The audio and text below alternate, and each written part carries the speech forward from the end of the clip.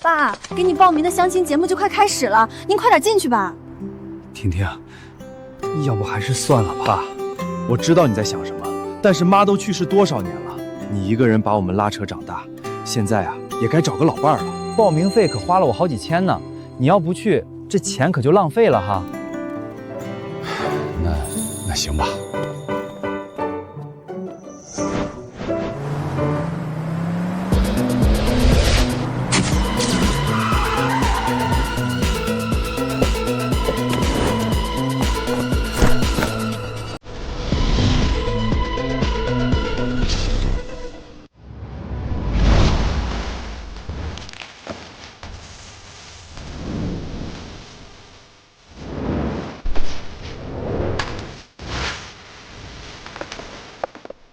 董事长，这83年的茅台，200年的山参，以及这50年窖藏普洱，该如何处置？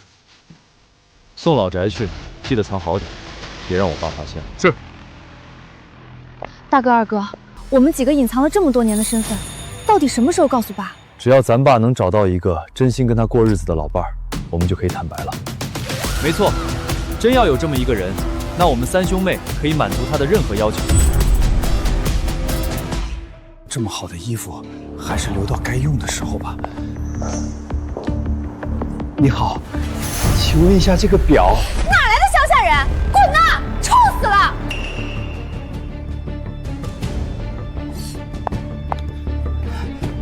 走开，别挡路！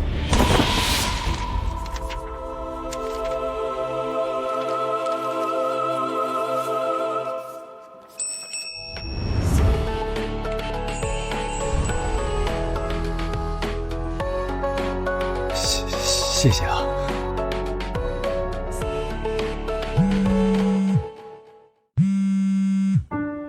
我刚到呢，马上开始了是吗？我现在过来。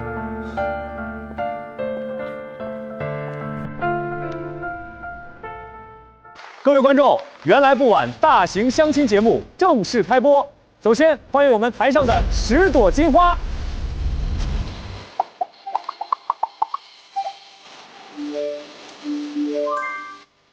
这节目女嘉宾的质量也太高了吧！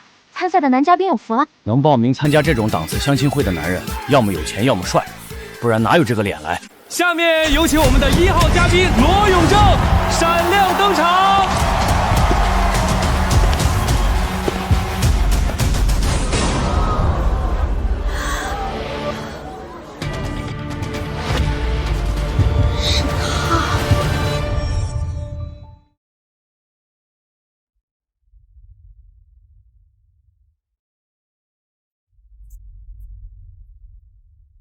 小妹，我这边公司有急事要处理，你二哥也赶回科研院去了。爸的相亲直播你盯着下。各位观众，原来不晚大型相亲节目正式开播。首先欢迎我们台上的这批女嘉宾质量还可以，就看爸喜不喜欢了。进。罗总，张副总有一场与华尔街召开的国际会议遇到了问题，得请您出面镇场。那行吧。有请我们的1号男嘉宾罗永正闪亮登场。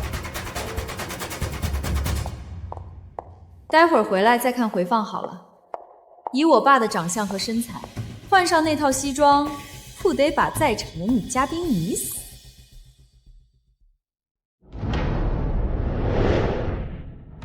农村人，这节目组怎么什么人都找？他们不知道在场的女嘉宾个个都是高质量女性吗？一个农村人怎么可能配得上他们？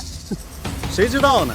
就这种邋里邋遢的土包子还想牵手，做梦吧！1号男宾，介绍一下你的情况吧。大家好，我叫罗有正，今年55岁，家住仁和村。男嘉宾，首先第一个问题，你1个月收入多少？收入，我平时主要在家务农，偶尔会出去做工地，1个月应该能有个1000把块。我靠，原来是农民工啊！才这么点收入，你跑过来相亲干什么？是工地没活干了吗？我们要看的是高质量叔叔阿姨之间的灵魂交流，不是看你这种底层癞蛤蟆来吃天鹅肉的。大家都静一静，虽然咱们这是高质量专场相亲，但也不能以貌取人，对吧？大叔是农民工，收入不高，但说不定家中子女条件不差呢。让我们听听现场女嘉宾的想法。喂，老头儿，你家几个子女？他们的收入是多少？我家2个儿子，1个女儿，都在城里打工呢。都打工，都没个当老板的，那就是没什么钱是吧？孩子们过得幸福，我这个当爹的不在乎他们挣得多跟少。放屁！穷就是穷，找什么借口？一个要钱没钱、要颜没颜的乡巴佬，你哪来的脸跟我们这些高质量女生相亲？你知不知道自己身上那股从农村带来的酸臭味都已经飘到这儿了？赶紧滚蛋！主持人，叫下一个上来。真是受不了，这种人怎么进来的？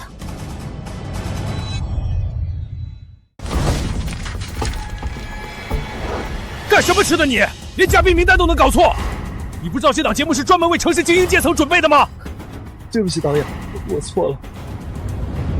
导演，现在怎么办？我们的前线记者已经到了罗永正家附近，准备开始探秘。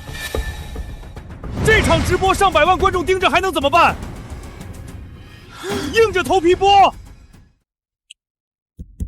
他家要是真穷，就让他好好出点丑。节目效果一出来，收视率往上走，我们再连夜发公告，告诉所有人，这是穷人上我们节目的下场。就是，这么大年纪了，连养活自己都困难，真要跟你牵手了，我怕是得饿死。还说什么子女开心就好，钱不重要，说白了不就是没本事吗？还在这嘴硬什么？不是，我。几位女嘉宾，请不要激动。今天我们这场直播相亲节目还有另一个重要环节，那就是探秘男嘉宾的家，挖掘最真实的生活现状。等看完探秘，你们再选择也不迟嘛。探秘我家？没错，合同里有签这一项。目前我们的记者已经到达你家附近，请看大屏幕。就这种房子有什么好探明的？你看看那墙都已经发霉了，又脏又差，里面除了放点碗筷和破箩筐，恐怕就只有不值钱的烂菜叶子。这得是多少年没搞过装修了，跟我们城里豪华的大房子比，简直像个猪圈。我说大叔，别站在这儿浪费时间了。这个世道啊，男人的硬实力才是第一。这种房子啊，我爷爷奶奶那一辈都不住了，你还住着，那就只能证明你这辈子混得真差。孩子们也说过想把我接城里去住，只是我自己更习惯在乡下干干农活，种种菜。别找理由了，就你几个孩子的那点收入，怕是凑一起在城里付个首付都困难吧？还接你过去住，讲什么天大的笑话？没有人会对一个破烂的农村房子感兴趣，也没人想了解一个穷困潦倒的老光棍。赶紧让他滚蛋！给他个机会吧，人家大老远过来一趟也不容易。我说你是不是我们阵营的？居然还帮着一个乡巴佬说话！我只是觉得尊重是待人的前提，没必要对一个诚心的人恶语相向。诚心？诚心能当饭吃啊？既然你对他有意思，那就跟他牵手啊！住进这个狗都不住的房子，我看你怎么完蛋！别在这学年轻人装盛世白脸，大家都在这社会摸爬滚打多少年了，你那点小心思谁不懂啊？几位，我们都少说两句哈。这个探谜呢是节目的规则，不管怎么样，我们都还是要遵守的。现在马上连线我们的前线记者，请看大屏幕。直播间的各位观众朋友们，大家好！我们原来不晚节目组呢，现在已经来到了男家主罗永成的家里进行探秘。让我们随着直播间的镜头，为现场的女嘉宾揭开男嘉宾日常生活最为真实的一幕。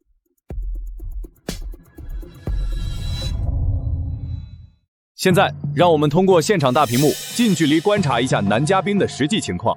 这种环境也能上直播，现在的标准真是越来越低了，看着就让人不舒服。这弹幕吐槽的一点都没错。就是，你们看看门口那张烂椅子，是人能坐的吗？要是真跟你过上日子，连张舒服的椅子都没得坐，这得是倒了几辈子的大霉。那张椅子是我大儿子送给我的，不管贵还是便宜，都是我儿子的心意，不是你说的什么烂椅子。你还敢反驳？烂还不让人说了？你，我怎么感觉在哪儿见过这把椅子？穷的滴血，嘴倒还挺硬。这种垃圾拿去劈当柴烧，我都嫌磕碜。你说是吧，哥们儿？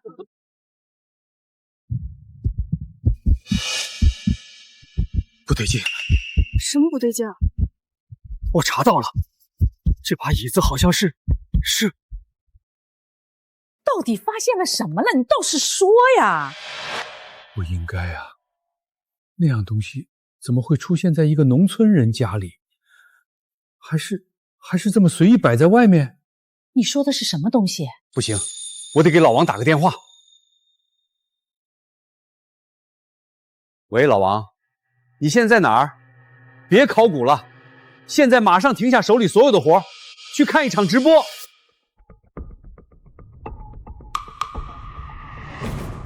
你发现了什么？倒是说啊！算了，估计是我看错了。那等传世级的国宝，怎么会出现在一个乡巴佬家里？幻觉，绝对是幻觉。我们现在进入男嘉宾的家里，继续探秘，请跟紧。哇，这么穷的吗？家里连个冰箱都没有。地上的是芋头吧？这玩意儿我家鸡都不捉。我怎么看着不像芋头啊？我们现在进入男嘉宾的家里，乱七八糟的东西，给我关掉！好的，会长。现在的这些相亲节目啊，就喜欢搞这种噱头。等等，芋头？不对，这不是芋头。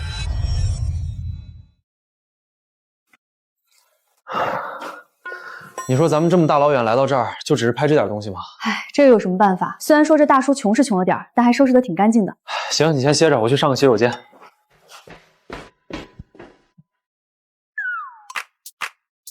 好熟悉的酒香味儿。料酒怎么会带着酱香味儿？这个酒香味是83年的茅台，什么情况？用茅台当料酒？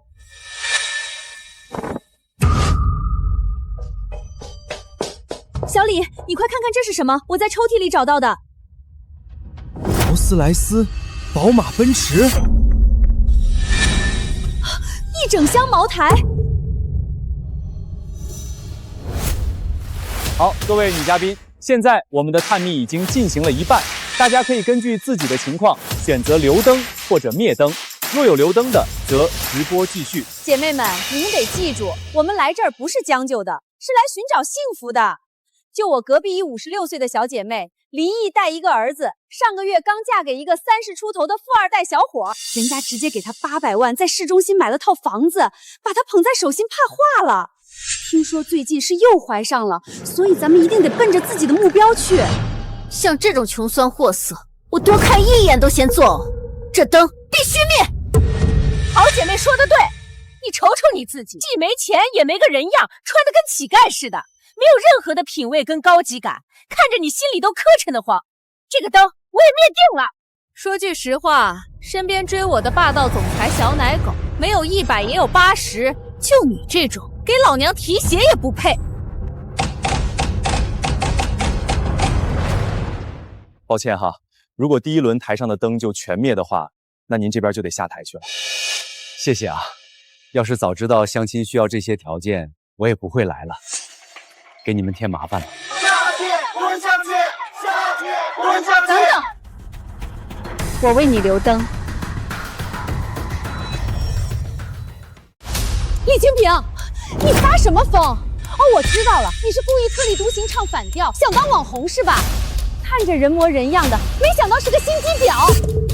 你想多了，我是看到了他身上的优点，而不是像你们那样全盘否定一个人。那你倒是说说他有什么优点？你们只看到了他来自农村，家里不富有，子女也没挣什么大钱，但我看到的却是他的勤俭持家和勤劳善良。一个人把家里打理得井井有条，还能坚持着把3个孩子抚养长大。有时候评判一个人，并不仅仅是金钱和地位，而是人品。我愿意为他留灯。罗永正先生，有一位女嘉宾愿意给你留灯，你要选择继续吗？我选择继续。李清平女士，现场只剩下了你一个人为罗永正先生留灯，请问你是想直接发出牵手邀请，还是说继续探秘下去呢？继续吧，我还想更多了解一下他。李清平，我看你真是饿了，连这种馊饭你都能吃得下去。破房子再怎么了解，不还是个破房子？难不成这里面还能藏着金子不成？都别说金子了，依我看这里头连几张席梦思都没有。李清平啊，你这要是嫁过去，以后可连软床都没得睡。别废话了，自个儿麻溜的，赶紧给我滚出去！蠢货！这些女嘉宾都是一帮有眼无珠的蠢货！蠢货！这些女嘉宾都是一帮有眼无珠的蠢货！老头子，你今天怎么了？这是？你知道他们嘴里说的那把烂椅子到底是什么样的存在吗？那是黄花梨团龙纹交椅呀！老公，你说的是4大名目之首的那个黄花梨？没错，此椅4张呈堂，3节传告背，透雕纹绣光，其中1张曾经在国际拍卖会上以2000万的价格成交，剩下的不知所踪。据传是被某些神秘大佬收藏家用，如果不是特殊情况，根本不会面世。但这只是一个农村人的家里，会不会是假的？刚才我给老王打电话，就是为了证实这事儿。它的价值已经远远地超出了古董范畴，这是文物，能把龙纹交椅当成板凳一样毫不在意丢在门口。这把椅子主人的身份堪称恐怖，哼！而这几个所谓的女嘉宾居然让他滚出去，真是滑天下之大稽！快，立马帮我订一张最早的机票！我要以最快的速度赶到节目现场面见大佬。既然他身份这么高，那为什么装成一个农民去参加相亲啊？难道这是神秘富豪的统一癖好？这根本不是什么芋头，而是极其珍贵的山参，而且看其品相，是几十年才能出土一批的神农架百年山参，一根的价值都是1000万起。1根1000万？那直播里跟烂土豆一样堆在墙角里的这些，至少价值几十个亿啊！几十个亿都是小钱。重要的是，这位神秘大佬的资源、人脉以及渠道，恐怕已经达到了令人难以想象的高度。这几个有眼无珠的老女人真是瞎了狗眼！快，立马掉头去这个节目的现场，我要亲自去拜见这位大佬。可是会长，商盟的各大代表已经在等。代表个屁呀！快，我一定要赶在其他人之前与他交好。你太欺负人了！我1没偷2没抢，更没做过什么伤天害理的事儿。难道就是因为家里穷，所以活该被你们这样羞辱吗？羞辱？你配吗？我们实话实说罢了。既然你这么不服气，来打个赌啊！只要你家里有一样东西的价值能够超过1万，老娘亲自给你跪下道歉。但你要是输了，就得跪下给节目组以及所有人道歉，然后爬过来把老娘的血舔干净。你说什么？没错，穷就是原罪。你穷成这样，还上什么节目找什么老伴儿啊？守着你那破瓦砖屋等死不好吗？人吧，要认清自己的身份跟地位。你能站上这个舞台，跟我们这些高等人搭话，都是你这辈子最大的荣幸。你不就是想攀附我们这些娇贵的金凤凰吗？只要抓住一个，你这辈子就烂泥鳅翻身了。但我告诉你，痴心妄想！既然你赌又不敢赌，又赖着不肯走，那我就让人把你扔出去。来人！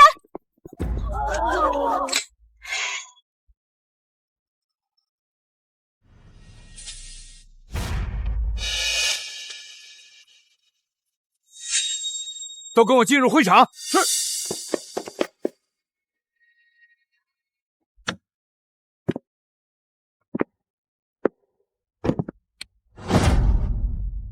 走，入场。几位先别激动，有话好好说。沈慧，你们做的太过分了。李清平，你是铁了心要和我们作对是吧？我给你3秒钟的时间滚一边去，不然连着你一起打断双腿扔出去！大妹子，谢谢你的好意，但是我不想连累你。你没有错，错的是他们，哪怕是为了公正，我也绝不让开。好，很好，臭婊子，我已经忍你很久了，给我动手！电视机前的观众朋友们，我们都错了，彻底错了。罗永正根本就不是什么穷苦农民，他有着绝无仅有的惊人身份。请看我身后，这些事不可能，绝对不可能！一帮有眼无珠的蠢货，你们可知他是谁？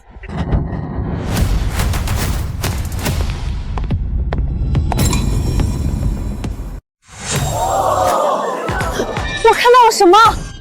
那居然是一箱茅台！看上面的标志，应该是83年的那一批，一箱至少也得值个100把万啊！不，旁边盒子里的那些车钥匙才更值钱，劳斯莱斯、宝马、奔驰，加起来得上千万呢！这到底是怎么回事？这个死穷酸货在家里怎么会有这么贵重的东西？你这是？我也不知道啊，这是我儿子给我买的料酒，说是这样包装好看点儿。83年的茅台当料酒，天哪，这得是多土豪才能干出来的事儿！那你说这些车钥匙是怎么回事？那盒子是我女儿带回来的，她说是让我在里面挑一挑。那会儿干农活去了，回头就把这事儿给忘了。这也能行？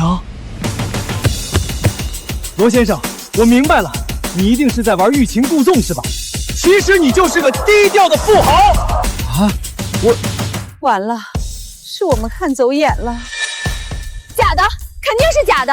你们可别忘了，酒跟车钥匙都可以造假。什么造假？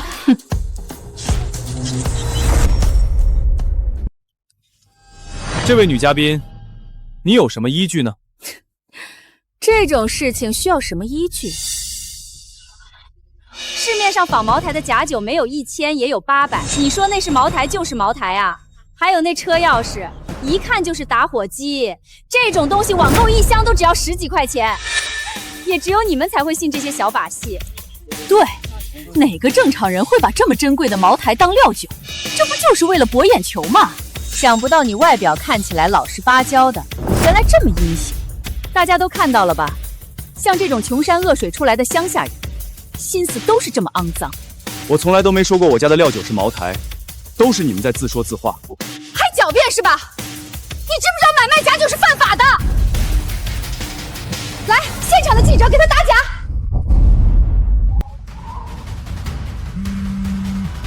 哎，导演，我在呢。那茅台我可以确定就是真的，车钥匙也不是什么打火机。什么？说不知道？各位直播间的小伙伴们，刚才的确是我们疏忽了，这箱茅台和这些车钥匙更像是假货，我们暂时先别看了。这些人真是糊涂啊！连黄花梨木椅都能随意放在外面的人，又怎会屑于伪造假酒和假豪车钥匙？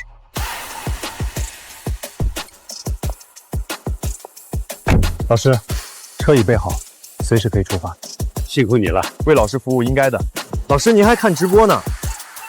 玄色龙袍，这是玄色龙袍。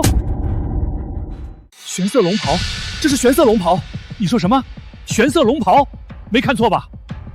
我做玄色龙袍的课题研究长达10年，袍子上的每一缕金丝纹路我都记得清清楚楚。老师，这些龙袍可是始皇帝当年留下来的古物，是我大夏文物史上的瑰宝啊！为什么会出现在这个直播间？快，我们先往节目现场开，车上我再跟你细说。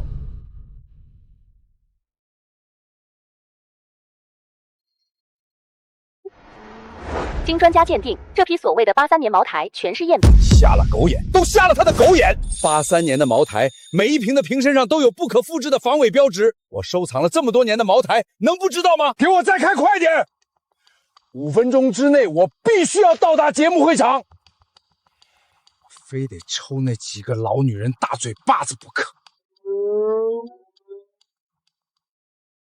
都看到了吧？现在他已经原形毕露了，还有什么好说的？骗子！该死的骗子！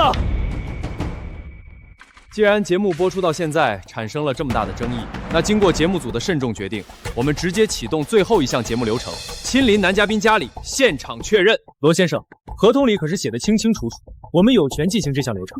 还有一项附加规则，灭灯的女嘉宾若是有意愿，也可以一同前往。去，当然去。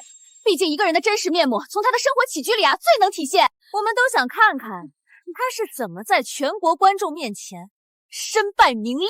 怎么，你不敢啊？是做贼心虚，怕我们查出这些什么吧？我罗永正一生行得正，站得直，没有什么不可见人的。既然你们这么想看，那我就带你们去一看究竟。播间在线人数已经突破500万，大家各司其职，把握好这一波流量。导演，但是他家的东西是真的，真的又怎么样？咱们要吊足观众的胃口，把节目效果最大化。你记住，收视率才是一切，其他的都是扯淡。这噱头真是赚足了。各位，我们马上揭晓罗永正的真实面目。一帮有眼无珠的蠢货，你们可知他是谁？这位先生，我们现在正在直播节目，还请您出去。直播？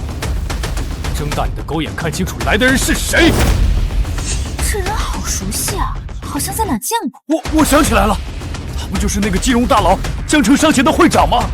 据说他的身价有上百亿呀！这等地位的大佬，怎么会来到相亲节目？您是范会长？我没时间跟你废话，告诉我罗先生在哪儿？您说的罗先生是？会长不好了，在我们来的时候，他们已经带着罗先生回老宅，说是要揭穿他的真面目。你说什么？我告诉你，如果罗先生真受了什么委屈，你们这个节目永久停播，并且所有的参与人员都将被全行业永久封杀，绝不姑息我说的。封杀？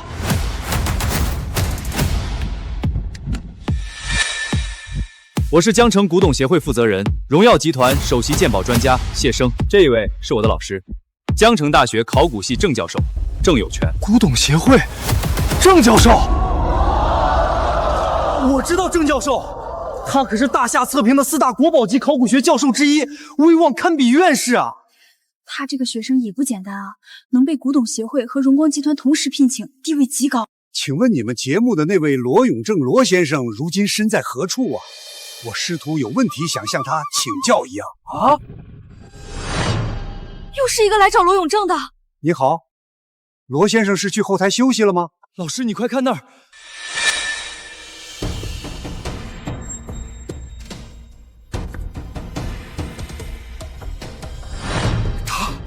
他这是在做什么？这又是你们节目组出的馊主意是吧？我告诉你们，先不说羞辱罗先生会产生什么样的后果，如果罗先生家里的东西有任何损坏，赔偿金额足够让你们把牢底坐穿。老师，我们走。你们真是一群乌合之众，若是那些文物因此遭到了破坏，你们就是整个大夏的罪人。我们怎么就成了大夏罪人了？完了完了，那个罗永正一定有了不得的大身份。周导，你快点来，我们节目要被封杀了！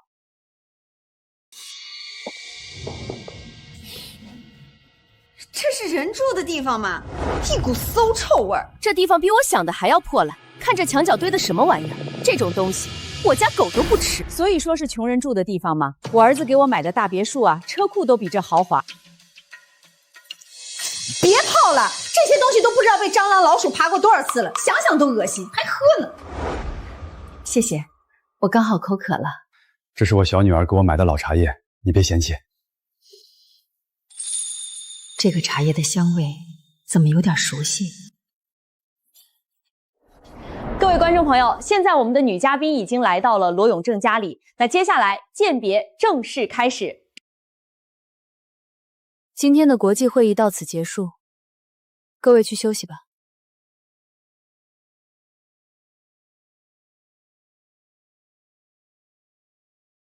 珍珠，看一下我父亲的相亲节目进行的怎么样了？好的，罗总。罗总，节目的热度冲上热搜第1了。热搜第1，想不到我家小老头这么受欢迎。您先看看这个。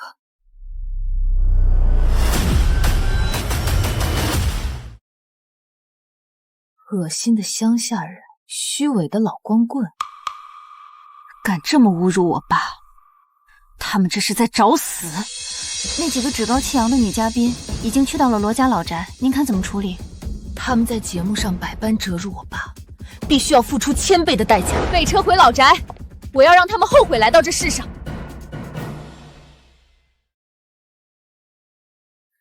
先喝杯茶吧。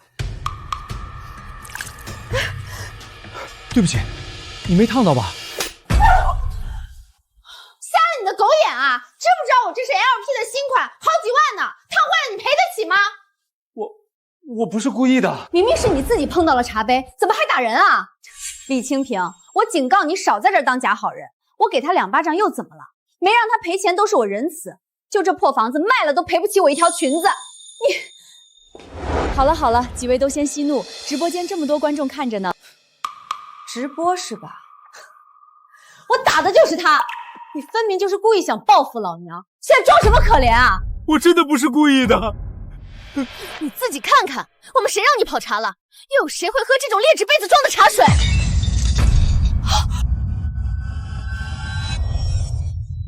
你干什么啊？这是我女儿送给我的。怎么着？我摔个杯子还得给你女儿面子吗？她算个什么东西？行了，不就是个杯子吗？大惊小怪的干什么？再说了，我们也不知道你这水干不干净，毕竟这穷乡僻壤的，环境可脏了。我都是打的山泉水，喝了几10年了，有什么不干净的？再说了，你们的祖祖辈辈不也是农民吗？为什么开口闭口就瞧不上农村呢？装，你就继续装！别以为我不知道，你这又是端水又是跑茶的，就是为了转移话题，想把你那些假酒假药是盖过去是吧？来，家人们都看好了啊！我今天就为民除害，这些假酒统统销毁！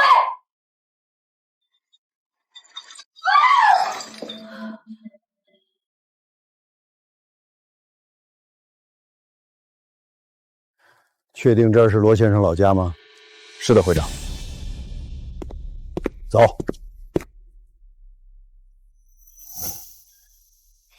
罗先生，江城商会范成才求见。你们这些人都是强盗！我这叫替天行道。哎，小姑娘，打架打到这儿也差不多了，赶紧叫2个警察来，把这个假酒贩子给抓回去。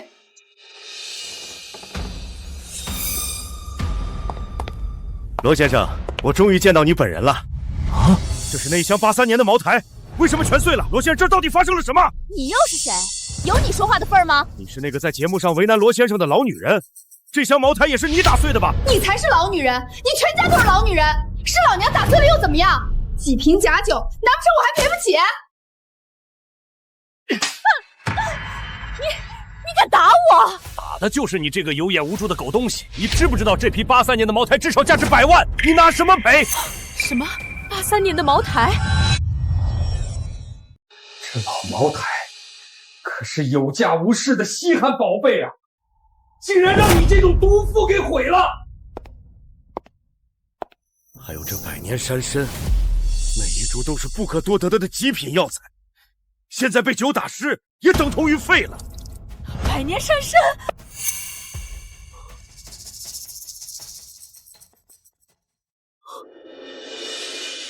这是唐年间出土的青釉陶瓷。这青釉陶瓷都是整套成批，一套的价值在1000万以上，有一只损失，其他剩下的都相当于无用之物。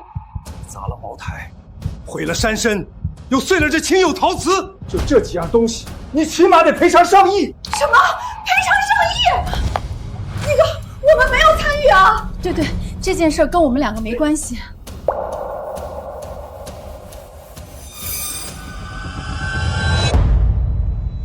你们2个什么意思？难不成你们还真相信他说的话？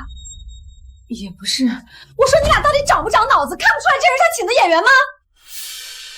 别以为你炸个2下我就信了你的鬼话。罗永正，你从哪找来这么逼真的戏子？差点把全观众都骗过去了。这位先生，我们直播间可是有好几百万观众看着呢，你还是实话实说，你到底是什么人？同志，谢谢你帮我解围，但这些东西都是我子女送给我的生活用品，加起来有个1000把块应该差不多了，怎么会成了上亿的宝物呢？罗先生这话是何意？难道说他现在还不想暴露身份？罗先生，您不想暴露身份的话，那我就不多说了。放心，我替你收拾他们。我不是那个意思。明白，完全明白。看，心虚了吧？越发证明他们就是在演戏。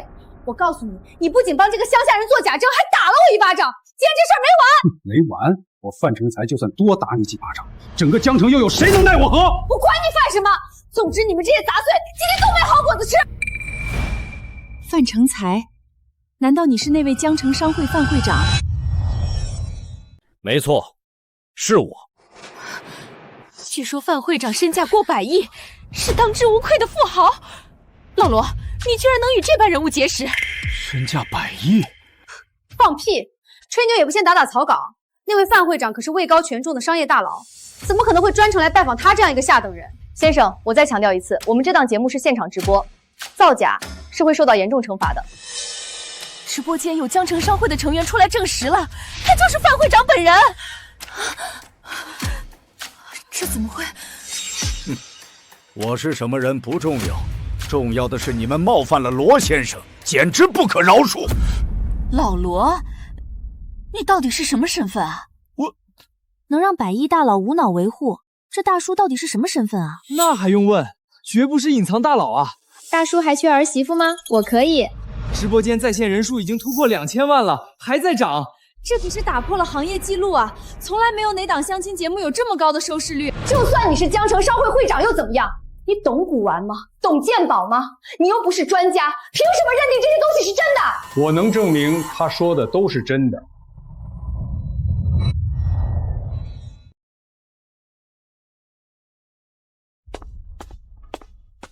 你们2位是？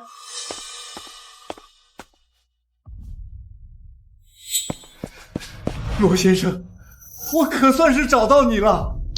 找我？没错，我在直播间看到了您家里那2样惊世古董，因此专程从云城赶来，就是为了和您见一面。我家里的惊世古董？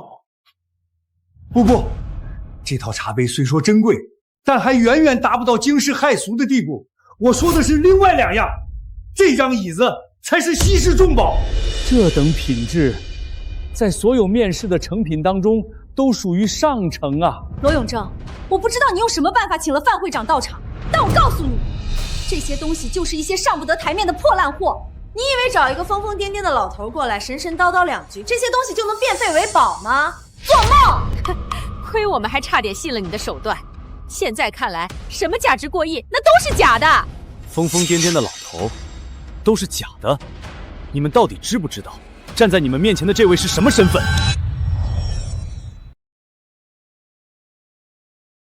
我们管他是谁，不就是个死老头子吗？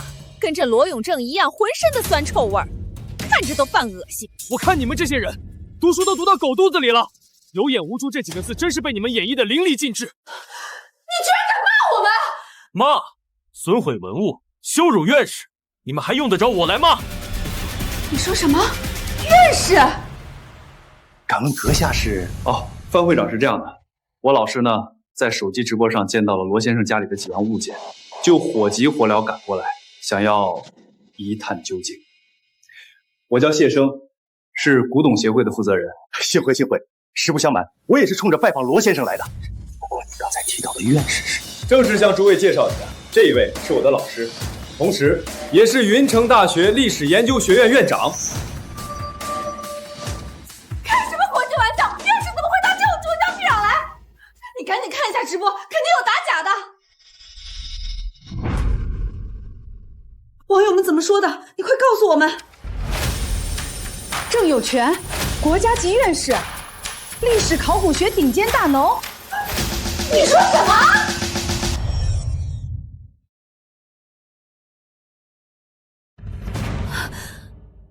我在大夏的一套鉴宝节目里看过郑教授，当时他可是节目组请来镇场子的。我朋友就在云城大学历史系上学，刚刚叫他来看了，这就是他们院长，据说行业地位无敌。院士都敢骂呀？这几个女的脑子秀逗了吧？您竟然是院士！老罗，连院士都亲自找来跟你握手了，你不会还说不知道吧？又是商会会长，又是院士的，这到底是怎么一回事？我的这些名头都不算什么，罗先生才是真正的大佬。你们可知道这把椅子有何来历？这不就是一张农村的破椅子吗？能有什么来历？错，这把椅子名为黄木梨龙椅，4张为一套，1张便可卖出几千万的价值，而且是有价无市。黄木梨几千万？而至于这件衣服，是我大夏始皇帝存下来的龙袍之一，是100年难得一遇的稀世珍宝。你们就是这么把它丢在地上的？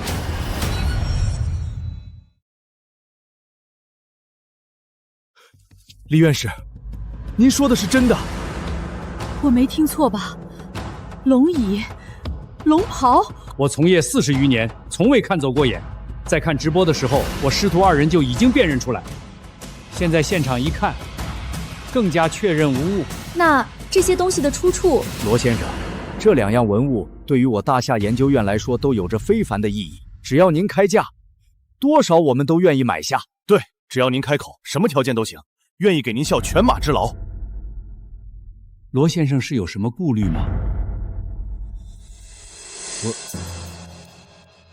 如果真这样做了，那件事情可就藏不住了。各位，我知道是怎么一回事了。什么意思？你们2位的身份是真的，这几件古董你们没看走眼也是真的，但你们知道他为什么不愿意接你们的话吗？因为这些古董文物根本就不是他的，而是他偷来的。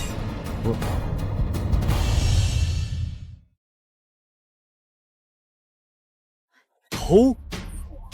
没错，几位回想一下，从一开始他的反应是不是就不对劲儿？先是否认价值，然后又是吞吞吐吐。要是真干净，至于这么扭捏吗？对哦，一开始在直播连线的时候，他丝毫没有提过这2样东西。还有，谁家要是真有这等宝贝，不是供起来锁起来啊？他倒好，当废品一样乱丢。你们这样一说，那可全都对上了。不是这样的，这些东西是我儿子跟女儿送的，我根本不知道啊！还在那狡辩！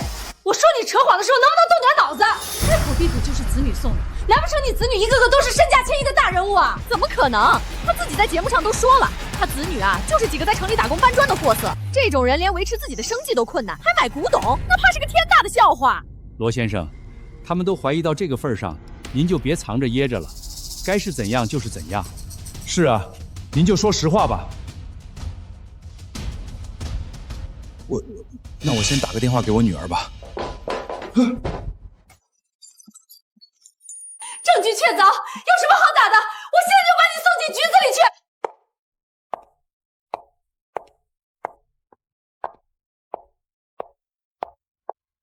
谁说要把我爸送进局子里去的？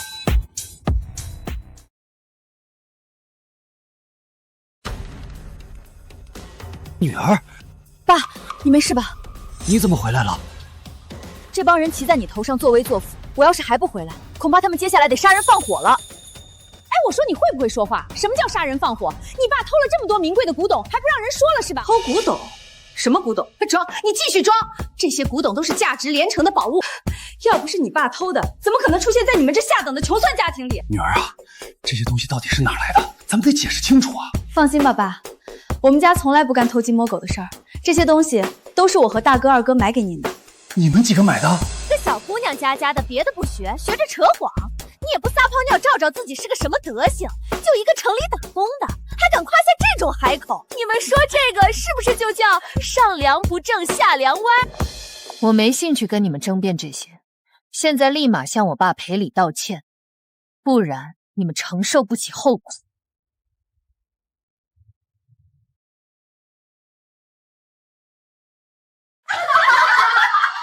你说什么？要我们道歉？小姑娘，你可得掂量清楚了。让我们道歉，恐怕你还没那么大的能耐。我本来以为帮我爸报名这个相亲节目能找到一个真诚对人的老伴儿，但是现在我想错了。你们这帮人个个都是势利眼，连和我爸站在一块的资格都没有。不仅如此，你们打碎的这些东西都要照价赔偿。您就是李阿姨对吧？谢谢您在节目上一直维护我爸，这是我送给您的见面礼，东西不贵，还请笑纳。闺女，你这太客气了。没事儿，保不准您跟我爸最后能牵手成功呢。想让我们给这死穷货赔礼道歉，做你的白日梦吧。还有这破酒之所以被摔碎，那也是你爸这个死窝囊废的错，跟我们可没有半点关系。我不想听你们在这儿废话，10分钟，10分钟后你们也没必要再多说了。发生什么事了？吵吵嚷嚷的。儿子，你来了！这一家人都在欺负你妈，你得替妈做主啊！什么？欺负我妈？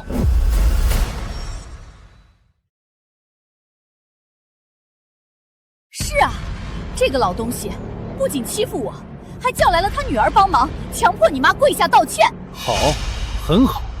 你们知不知道我是谁？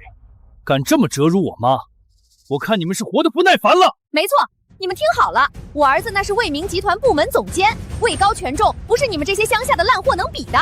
哦，卫明集团总监？没错，我可是董事长一手提拔的直属亲信，你们得罪我，那就相当于得罪了卫明集团高层，这样的反扑你们可受不住。沈姐，原来你儿子这么厉害。是啊，卫明集团那可是7省第1财团，多少人想进去都没门路呢。你儿子居然还成了董事长的心腹，实在是太了不得了。那是，你也不看看是谁生的。我虽是江城商会的会长，但是在卫明集团这种庞然大物面前，还不够看啊！老师，我们现在怎么办？看看事态发展如何。我们首先得确定这些古董文物到底是从何而来。就你让我妈跪下道歉是吧？那我也给你2分钟，现在跪下来给我妈认错，然后抽自己10个巴掌。10个巴掌可不够，至少得抽100个。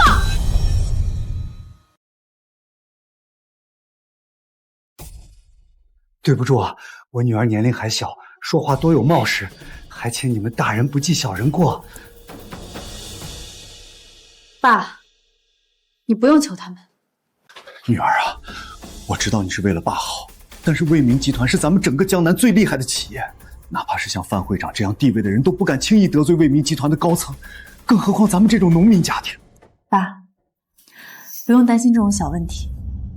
要是你知道自己的大儿子就是卫墨集团董事长，会不会原地是实话？一个小总监而已，在这里大放什么厥词？你说什么？小总监？我警告你，我的顶头上司可是刘志博刘副总，你信不信我一个电话就能让刘副总对你下达封杀令，让你从此在整个江城只能要饭？那你大可以现在就打。你说什么？不打是吧？行，那我来打。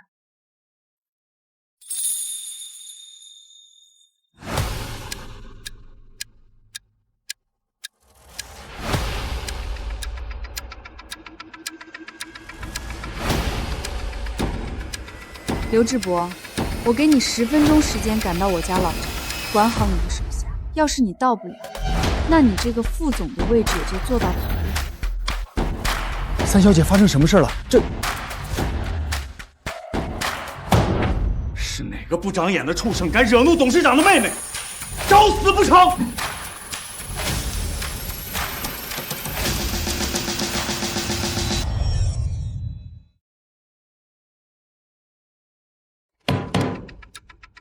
哪个不长眼的畜生敢惹怒董事长的妹妹？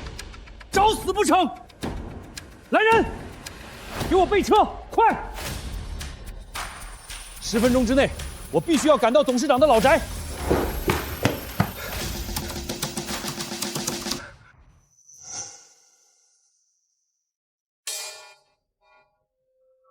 10分钟，你们还有10分钟的时间为自己的无知买单。罗永正，我以为你已经够无耻的了，没想到你这养出来的女儿比你还更出色。刘副总是何等人物？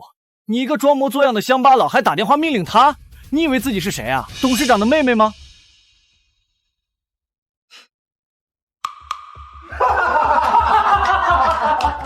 你自己好好看看，直播间多少人说你在耍猴戏，就承认你自己是个垃圾吧。还有6分钟。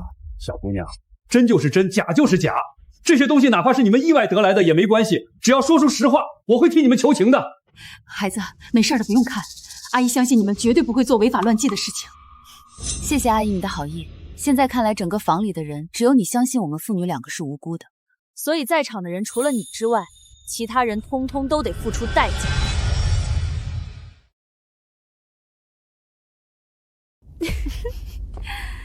小姑娘年纪轻轻的，说话也不怕风大闪了舌头，让我们付出代价，你配吗？我对你的忍耐现在已经到达了极限，就再问你最后一遍，跪还是不跪？你算个什么东西？你配让我跪下？行。摄像机关掉，我要处理点事。我叫你关掉，听不懂人话吗？他是域名集团的高层，我们惹不起。各位直播间的观众，不好意思，我们这边有点突发情况要处理一下，所以直播暂停。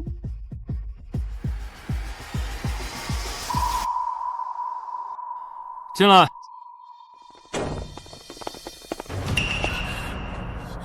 你想干什么？干什么？你知不知道这乱叫的狗啊，往往打几棍子就老实了。我就想看看是你的骨头硬，还是这些棍子硬。求求你不要伤害我女儿，她说的那些话都是无心的。老不死的东西，这里有你说话的份吗？给我上！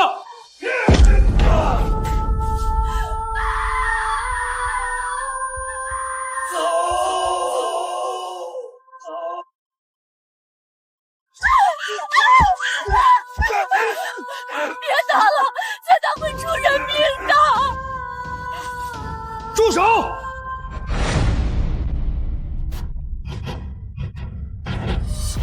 住手！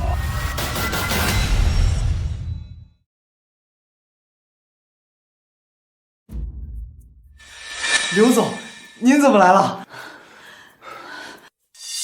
发生了什么？刘总，您是不知道这一家子人品有多恶劣，在相亲节目上谎话连篇，大言不惭。这些古董全都是他们偷来的，还死不承认，并且还对我们裕民集团十分不敬。你说什么？没错，刘总，这一家子乡下人就是劣根劣种，坏到骨子里了。依我看，马上查封这里，然后把他们全关起来，押到牢里去定罪。刘总啊，我们家真没有干这样的事儿，还求您高抬贵手。我们家婷婷还小，要是定了这么个没头没尾的罪，那这辈子可就毁了。爸，我们清者自清，你不用求谁。事情的经过你也听到了，至于该怎么做，不需要我再教你。我听你这话的意思是在教刘总做事啊！我告诉你，再敢多嘴一句，马上就扔。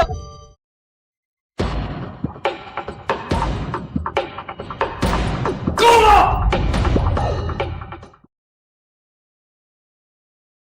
刘总，您这是怎么了？罗总，罗小姐，对不起，让您和伯父受惊了。罗小姐，女儿，这到底是怎么回事啊？刘总，您是不是认错人了？可千万别被这个臭婊子给骗了！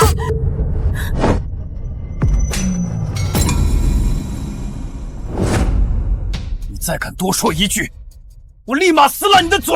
大头，你是怎么认识刘总这种人物的呀？就是机缘巧合下认识。对，实不相瞒，罗小姐对我有过救命之恩，我一直记挂着呢。这些东西也都是我为了报答恩情送给罗小姐了。啊，对，多谢刘总的厚赠。原来是这样，那这些东西也太贵重了。没事的吧？人家刘志博有钱，这么几样东西算不了什么。没错，伯父，您不用担心这个。这些东西对我来说虽然不算特别珍贵，但是你绝不会允许人肆意破坏。今天你们要么赔上这些东西的钱，要么打断双腿。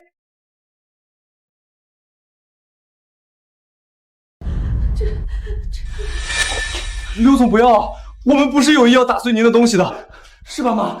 你肯定是不小心。对，我是不小心把这些东西给弄坏的，还请刘总原谅我们这一次。原谅？你们刚刚那股仗势欺人的气势哪儿去了？不是说有钱有势就能为所欲为吗？继续呗。冯百万，你身为卫明集团的员工，却在这帮着自己家人横行霸道，无所顾忌，你已经不配待在卫明集团。我宣布，从今日此起，你被开除了。不，刘总，不是这样的。刘总，都是我的错，是我有眼无珠，求您再给我一次机会，不要开除我。罗小姐，求求您帮我说说话吧，我再也不敢了。你帮你妈欺辱的人是我爸，你动手打的人也是我爸，现在求我有什么用？对不起，叔，是我们母子的错，求您为我说两句话吧。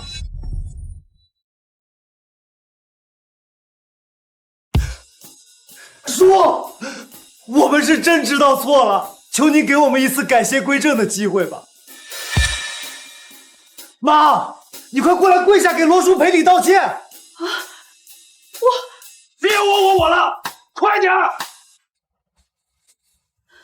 对不起，之前是我们的错。罗叔、罗小姐、刘总，你们看我们母女两个都认识到自己的错误了，是不是能高抬贵手放我们一马？我保证以后绝对不会再犯。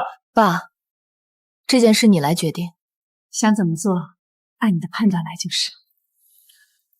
如果你们只是对我言语羞辱，或者打碎了这些古董，我都不会计较。但你们千不该万不该，不该对我女儿出手。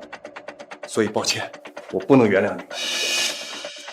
罗叔，你听我解释啊，罗叔，罗叔，你们干什么？放开我儿子！罗叔，你们把他们拖出去，该怎么罚就怎么罚，任何情面都不要有。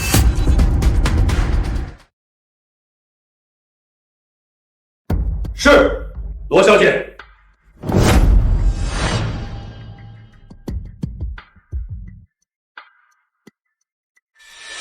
从今天起，你被革职了，并且永久逐出卫明集团。从今往后，与卫明集团相关的企业一律不得录用，并且我限你在今天之内赔偿罗小姐家里所有损失，不然就等着蹲翘子吧！把这对碍眼的狗东西给我扔出去！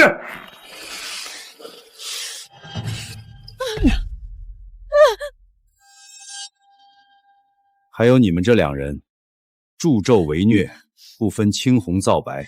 现在我就下令在整个江城封杀你们，你们的亲人子女都会被你们连累。刘总，我们什么都不知道啊，我们都是无辜的，是受了那个毒妇的蛊惑，这才对罗先生出言不敬。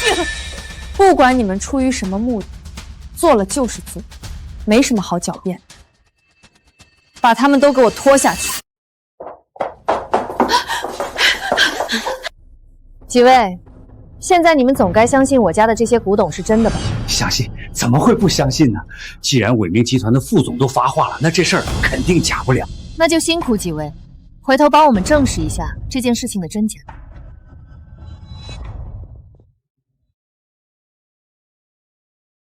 罗小姐，这里交给我来善后吧。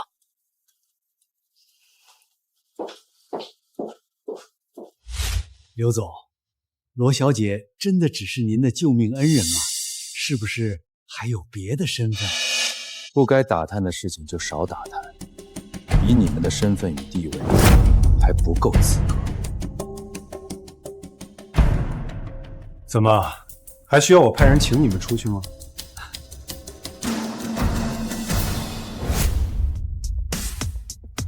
我是不是错过了什么？替我去打探一个消息。老师，这次是我们看走了眼，早知道就不花这么大功夫到这儿来了。我总觉得那罗先生不是个普通人物。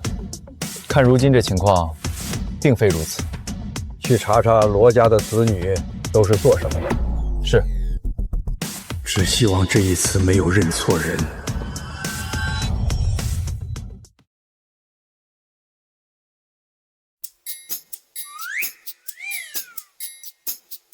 爸，你说句话，别让人家干坐着。那个，多吃菜。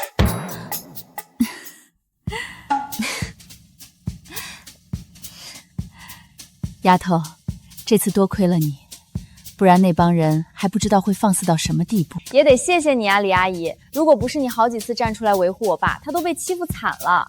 毕竟我爸一直就是个老实巴交的人，嘴又笨，也说不过别人。说起这个我就来气，你爸明明是个很好的人，到了他们嘴里成了十恶不赦的坏人，我实在是看不下去了。那李阿姨，你觉得我爸很好在哪些点？淳朴、踏实、善良，还有真诚，比那些个油嘴滑舌的老男人好太多。那既然这样，你俩是不是可以牵手成功呀？啊！婷婷，别瞎说话。我没瞎说呀，李阿姨可是为你留灯了呢。李阿姨，现在到你选择的环节啦。你这丫头，不好意思啊，我家丫头说话直，你别介意。好啊，我选择跟你爸爸牵手。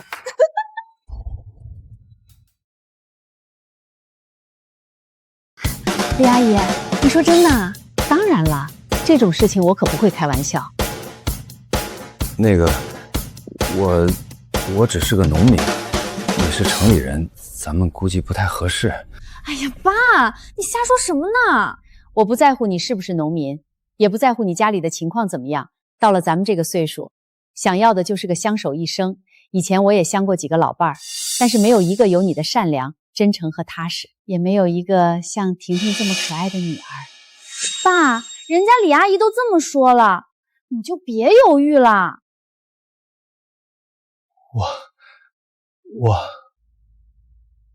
我们结婚吧。这么突然的吗？我都没带户口本。我带了。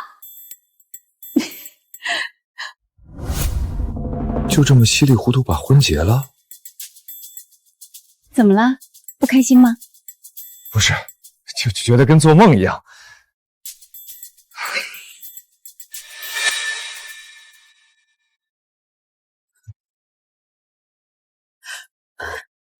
永正，你先回去，我等下晚点再回家，好吗？走得这么匆忙，难道是发生了什么不好的事儿？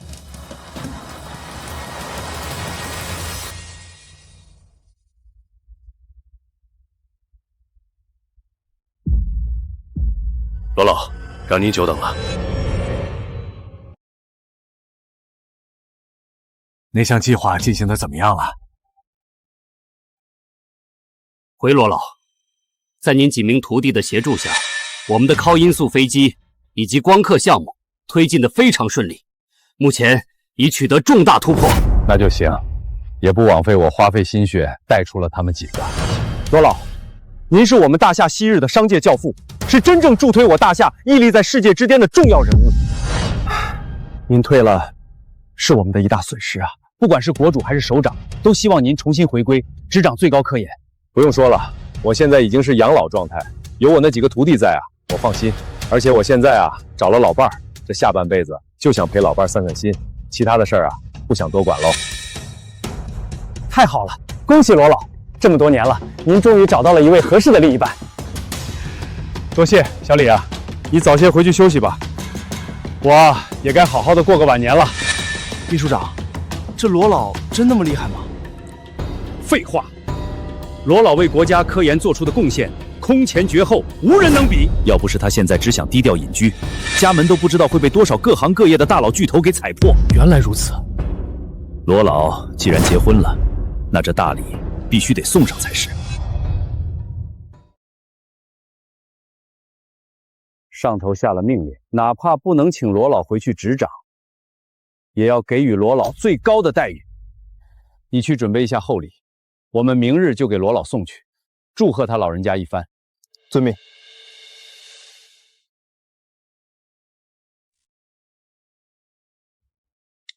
妈，回来了。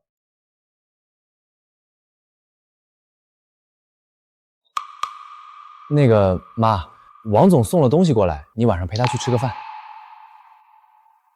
王总，什么意思？没什么意思，这是王总给你送的嫁妆。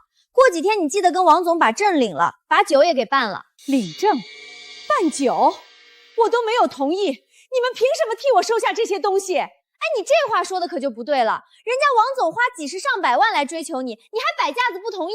都单身这么多年了，有什么好挑的？王总能看上你，那是你的福气。我不会嫁给他的。妈，我说你这么一把年纪了，还倔什么倔？难不成你还想寻找爱情啊？对，我也找到了。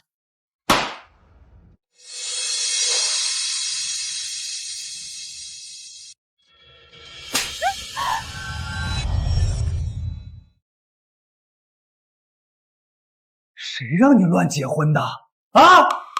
你知不知道这样一搞，几十万的彩礼全都泡汤了？我是你妈，不是你拿来交易的工具。你怎么说话的？你以后的老不是我们养吗？你的钟不是我们送吗？现在你居然背着我们跟别人结婚，你还有没有一点羞耻感？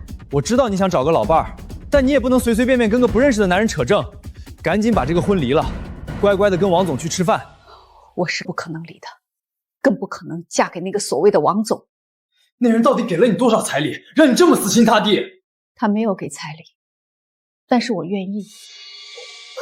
没有彩礼，你就跟他结了婚？我看你脑袋是不是烧坏了？真以为自己是什么18岁的小姑娘啊？我们这个年纪就是搭伙过日子，要什么彩礼？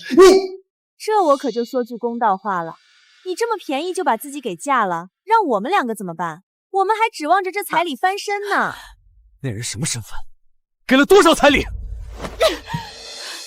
他只是个农民，没有彩礼，我也不需要他的彩礼，只要能真心过日子，比什么都强。你们有手有脚的，不会自力更生吗？还老是想着我这个当妈妈给你们挣彩礼。你说这话我可就不爱听了。我们要你点彩礼怎么了？以后你死了，不还得我们来给你磕头？不然你尸体都没人给你收拾。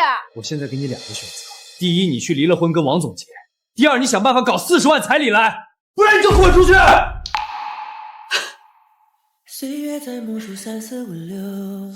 既然这样，那也没什么好说的。人们开始存在宇宙，黑夜和白昼。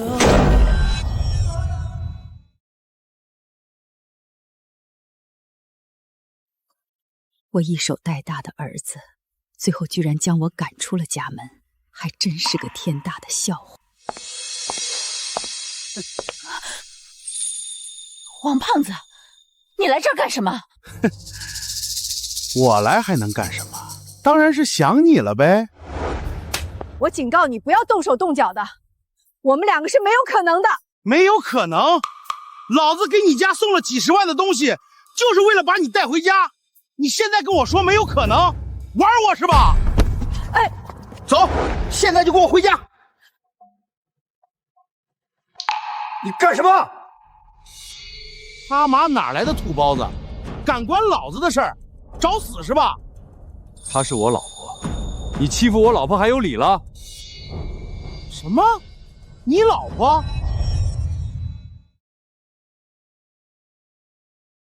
李清平，这到底是怎么回事？你把话给我说清楚。没错，我刚结婚不久。好啊你，为了躲老子，居然找了个农民工当幌子。李清平，你真是好本事啊！我不管你今天拿什么借口来搪塞我，反正老子彩礼已经出了，你必须跟我走。我警告你，做人不要太过分，你再动我老婆，我就对你不客气了。哎，我说你个土老帽，还敢跟我起高抢了啊！哎呦，松手！王三，我从来都没说过要嫁给你，你就死了这条心吧。还有你说的那些什么彩礼，我1分都没拿，都在他们那儿。你想要回来，你去找他们。好，很好。既然你们要把事情做这么绝，那就给我等着。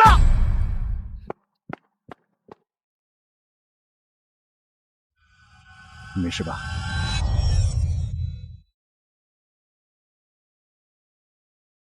我没事儿，谢谢啊。要不是你及时出现，恐怕我就……不用这么客气，我们现在都是夫妻了。哎，对了，问问你为什么提着行李箱出来？家里是发生了什么事儿吗？没什么，我是打算搬去和你住呢。走吧。村里那个房子太旧了，我怕你住不惯，所以在附近啊租了一套，咱们以后就住那儿。走，我带你去。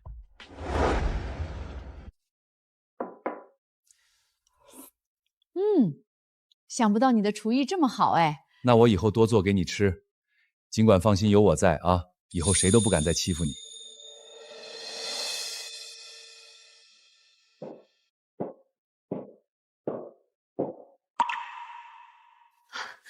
大哥、二哥，你们来啦？小妹，咱爸那边的情况怎么样了？我和你大哥还想着找个时间和咱爸还有那位李阿姨见一见，顺便坦白一下我们的身份。没错，爸一个人过了这么多年，能找到一个合适的不容易。别着急，我呀已经有计划了。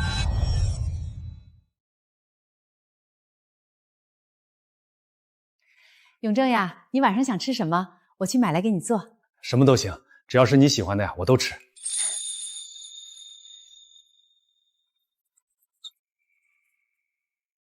老李啊，去帮我准备一下吧。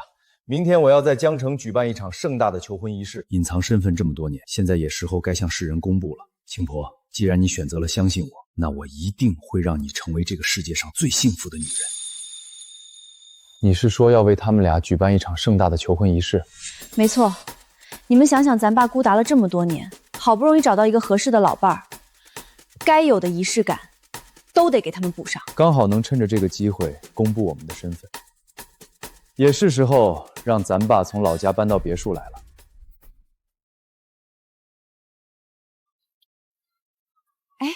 老罗，你看今天这广场上气氛好特别，感觉好像有人要求婚。求婚？没有吧？应该是搞表演。咱们也去跳吧。你有没有跳过广场舞呢？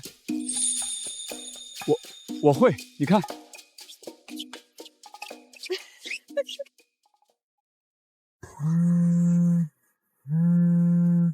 我去接个电话。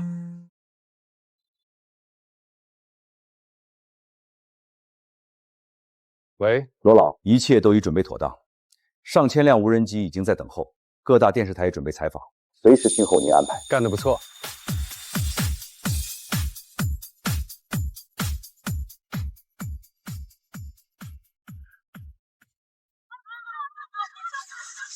抓着你了！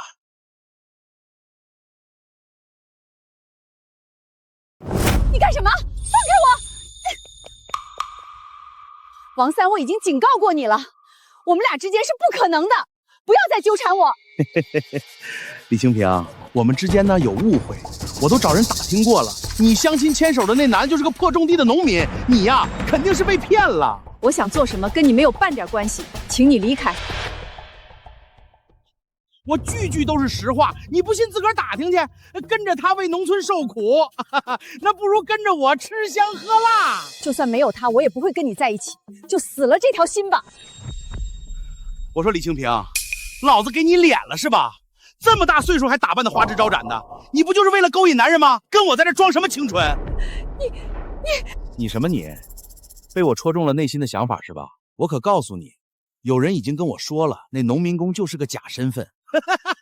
你想傍大款啊？傍错了！你干什么？给我撒手！这里可不是你家的地盘！谁是你逗我爸的？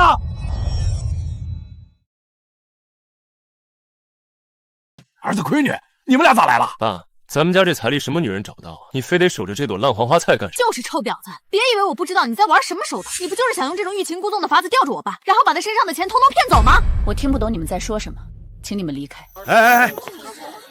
我说你俩就别添乱了。我年轻的时候就没能追上她，现在老了一定得把她搞到手。爸，这个女人傲得很，你搞不定的。看着吧，用不了1个小时，她就会乖乖来到你爸身边，挽着我的手。李清平，本来呢，我是想等你回心转意，但是现在看来，你多少有点不知好歹啊。这样的话，我可就救不了你了。救我？什么意思？我一没违法，二没犯罪，为什么需要你救？为什么？待会儿你就知道了。对，你把我那套高定西装拿过来。对了，排场一定要足，明白吗？李清平，你少在那儿装算了。沈慧。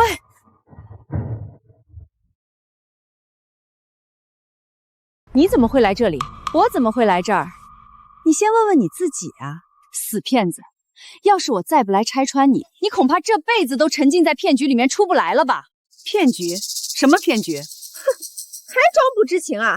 行，今天我就给你清算清算。那个死农民工的女儿根本就不是什么大人物，就是个被刘志博包养的小三儿。你说什么？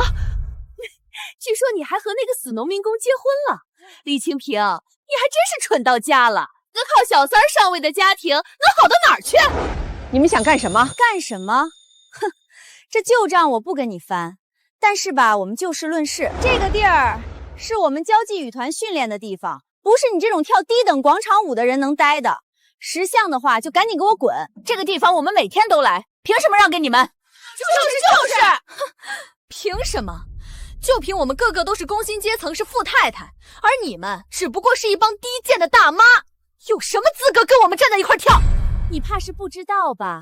我们3个都相到了满意的对象，尤其是张姐，她现在的老公可是宝富集团的高管，月收入10万以上，还不止呢。净说张姐老公啊是宝富集团高层的亲戚，那个地位可了不得了。再看看你嫁了个家里锅都揭不开的穷酸佬，你们现在的身份地位啊天差地别，还不赶紧滚开，给张姐让道！看到了吧？你要是嫁给我，就能和张太太他们这种高档人一起跳交际舞，不然你就只能跳这种烂俗的广场舞。不管你们说什么，我都不会让，跳什么舞都没有高低之分。更何况这里本来就是公共场所，谁也没有资格霸占。敬酒不吃吃罚酒是吧？今天这位置你让也得让，不让也得让。我也再说最后一遍，不让就是不让。李清平，我已经给过你机会了，是你自己要找死，可怪不得我。你们干什么？快住手！这么喜欢唱反调是吧？跟我死里打！认不认错？认不认错？不知天高地厚的东西，敢惹老娘！我告诉你，今天收拾完你，明天我再去收拾罗永正那个死乡巴佬。我就让你们两个知道惹我的代价。他在跳广场舞的时候不小心被刀划伤了，应该没有人会怪我吧？你要干什么？别过来！你们要干什么？给我住手！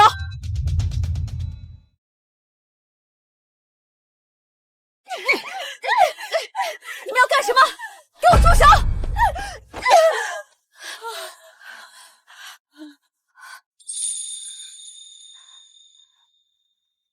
李阿姨，你没事吧？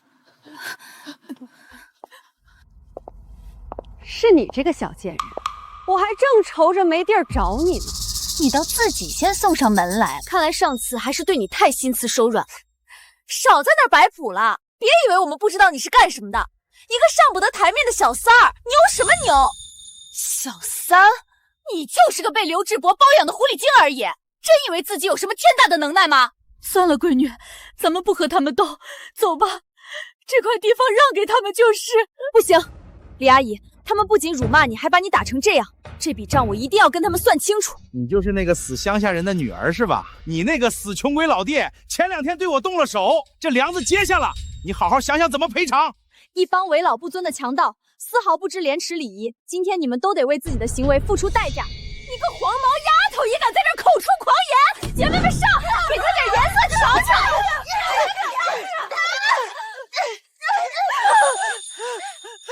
你们对我怎么样都行，不要伤害婷婷。你算个什么东西，也配指挥我？把这2个贱人的衣服全扒了！我要让他们身败名裂，不得好死！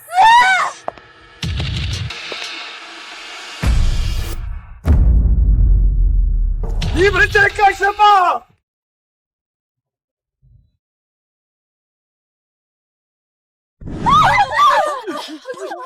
你们在干什么？给我住手！谁呀、你个老东西！我劝你别多管闲事儿。你敢打我儿子，我跟你滚！怎么样？没事吧？爸，这帮人简直是无法无天，他们就是找了个借口来针对李阿姨，针对我们家。沈慧，上次的事我已经没跟你计较了，没想到你不仅不悔改，还变本加厉。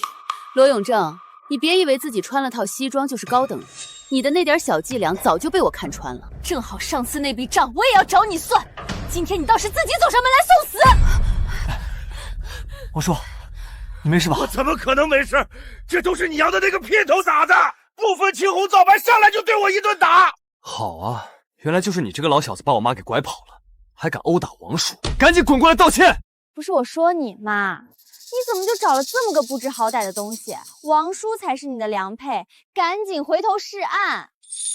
你们知道自己在说什么吗？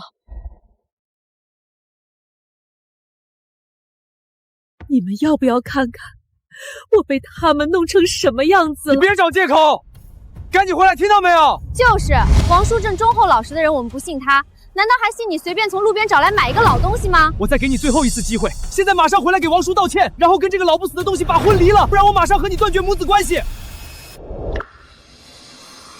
你这个不孝子，你知道自己在说什么吗？我把你教成现在这副不明失礼、忘恩负义的样子，是我的错。既然你要断绝关系，那就断吧。从今天起，你我的母子情分就到此为止。李阿姨，您放心，以后我养您的老。你们今天能不能活着走出这儿还是个问题，还养老，给自己送终还差不多。让爸爸来。今天所有参与到欺辱我老婆和女儿的人，全部都得站出来赔礼道歉，不然后果自负。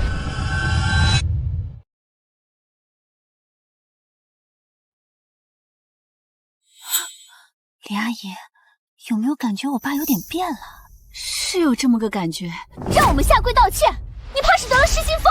哼，一个上不了台面的死穷鬼而已，有一身蛮力又怎么样？出来混讲究的是背景，是势力。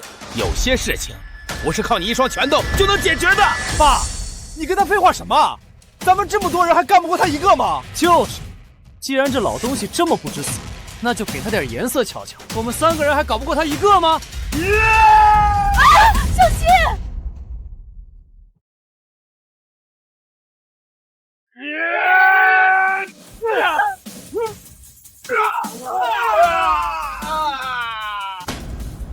爸，你这也太厉害了！老罗，你这身手是什么时候学的？没什么，干农活的时候练了点力气，也不是很厉害，但是对付这几个家伙绰绰有余。我警告你啊，别过来！怎么着？你还想打女人啊？我从不打女人，但是我不介意教训一下没有品德的人。是谁敢欺负我亲爱的？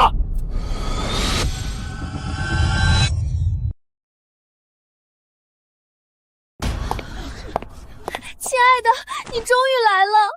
你要是再不来，我可就被那些坏人给欺负死了。什么？还有人敢欺负我亲爱的？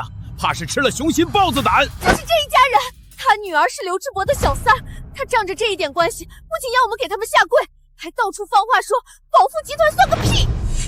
你说什么？那刘志博一个小小的副总而已，还没有资格在我面前嚣张。吴总，这家伙是一身蛮力，您可得小心啊！空有一身蛮力有什么用？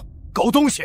我给你10秒钟的时间，乖乖跪下给我女朋友磕头道歉，不然我身后的这2个特级保镖动起手来可是不留情的。哇，你们到了没？大哥，你说爸待会儿知道咱们的身份之后会有什么反应？估计一时会儿反应不过来。对了，华尔街那边有了消息，据说教父出山了。你所说的教父，是那位让全世界颤抖的不朽商业传奇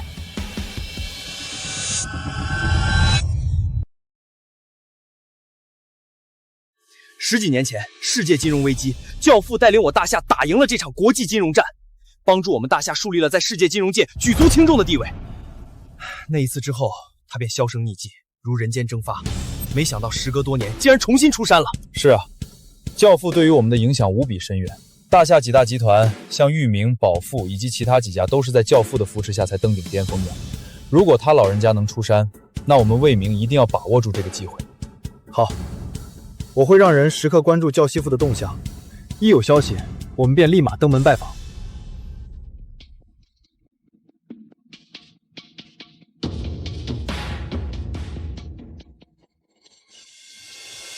怎么了？加快车速，3分钟内我要到达目的地广场。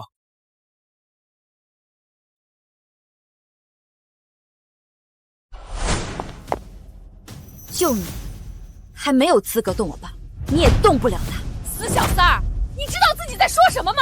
吴总可是保富集团的高管，哪怕是刘志博在这儿，都丝毫不去。你们一家今天死定了！没错，保富集团和魏明集团同为4大财团之一。哼，你想靠着那点小伎俩来压人，今天就让你原形毕露。我的耐心有限，给你们最后5秒钟的时间，跪还是不跪？我也告诉你，不可能。哼，行。既然你敬酒不吃吃罚酒，那我就让你知道得罪我的下场。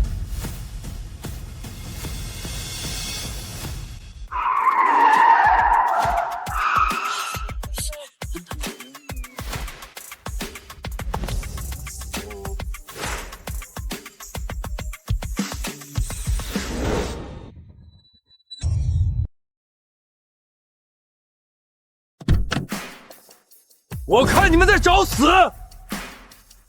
我倒要看看，今天谁敢动我爸跟我妹妹！大哥、二哥，你们来了！小妹，这到底是怎么回事？那帮人就是曾经在相亲节目上刁难咱爸的。这一次，他们不仅来找咱爸的麻烦，还顺带着把李阿姨欺负惨了。老婆，这是我2个儿子，罗文洲和罗文敏，还没正式介绍给你认识呢。你们2个咋一起来了？爸，待会儿再跟您细说。您是李阿姨对吧？我是罗文敏。文敏你好。李阿姨，我是罗文坚。您放心，今天这儿但凡欺负过您和我爸的人，通通都不会有好下场。哥，还有我，这几个坏东西从头到尾都没打好主意。小子，别以为请几个演员搞点阵仗就能把老子唬住。我可告诉你，老子是宝富集团的高管，你想跟我斗，恐怕还没那个本事。对，哪怕你们的靠山真的是刘志博，但放到现在还不够看。刘志博，你们不会觉得我罗家是他的手下吧？难道不是吗？有什么好笑的？我笑你们无知且白痴。你们给我听好了，卫敏集团是我们罗家的产业，而我大哥就是卫明集团现任董事长罗文谦。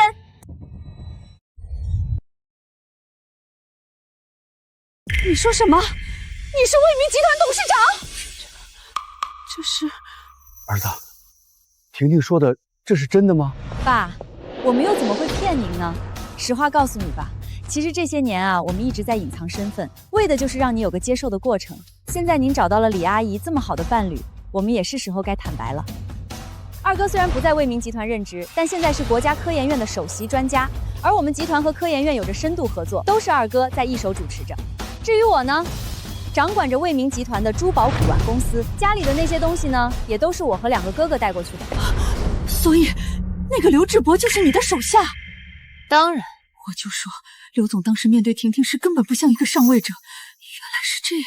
我怎么感觉自己跟做梦一样？我的3个儿女居然都是大佬！你们这出戏真是演得好啊，都把自己给骗过去了。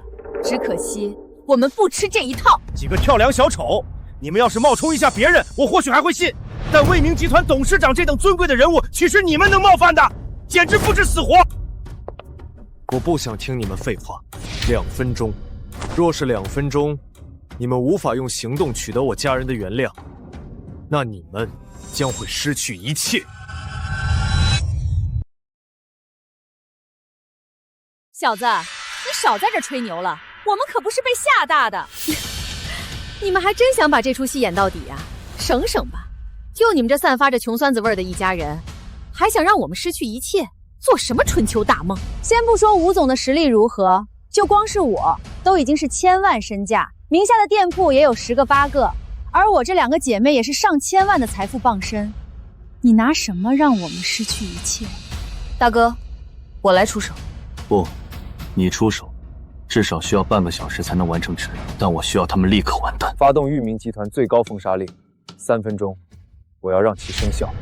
不是，我说你真的撞上瘾了是吧？还封杀令，我看你就是欠抽！一屋子神经病。还有2分钟。儿子，你们真的没骗我？放心吧，爸。到这个时候呢，我们哪还有心思跟您开玩笑？几个小兔崽子瞒你爸瞒这么久。我说死乡巴佬，你不会还真信他们都是大佬吧？你要真信了，那就是全天下最大的笑话。 30秒。还有模有样的，要不是知道你们家的底细，我还真信了。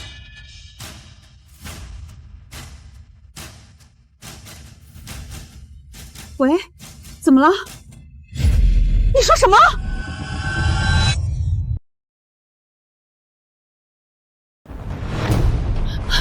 发生什么事了？我的美容连锁店破产了，巧合？这肯定是个巧合。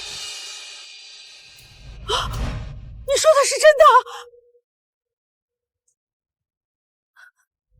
你又怎么了？这是，沈姐，我的公司也被强制执行破产了。你说什么？你说什么？这怎么会？不可能，绝对不可能！短短2分钟，我们所有人破产的破产，倒闭的倒闭，怎么会这么巧合呢？这么惊天的能力，恐怕只有卫明集团的董事长才能做得到啊！难道他真的是？慌什么慌？哪怕他真的在你们的产业上做了手脚，又怎么样？都是些小生意而已。像我这种身价上亿的，他可动不了手脚。妈，到底发生了什么？我们公司的20几个股东全部撤资，所有合作伙伴全部毁约，公司瞬间破产啊！你说什么？妈！到底发生什么事了？难道说……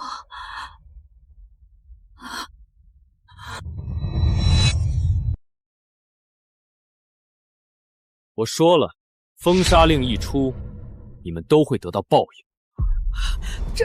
这怎么会？李阿姨，你放心好了，有我们在呀，以后没人敢欺负您跟我爸。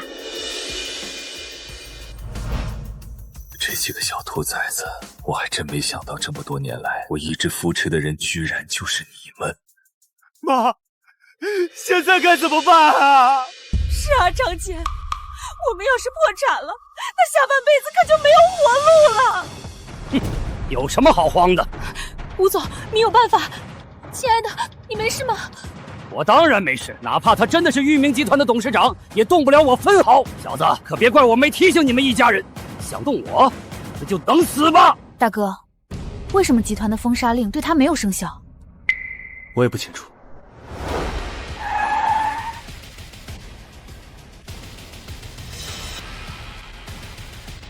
这是宝富集团的董事长吴晴夜！天哪，这等身家万亿的大人，我怎么会来这儿？因为他是我儿子。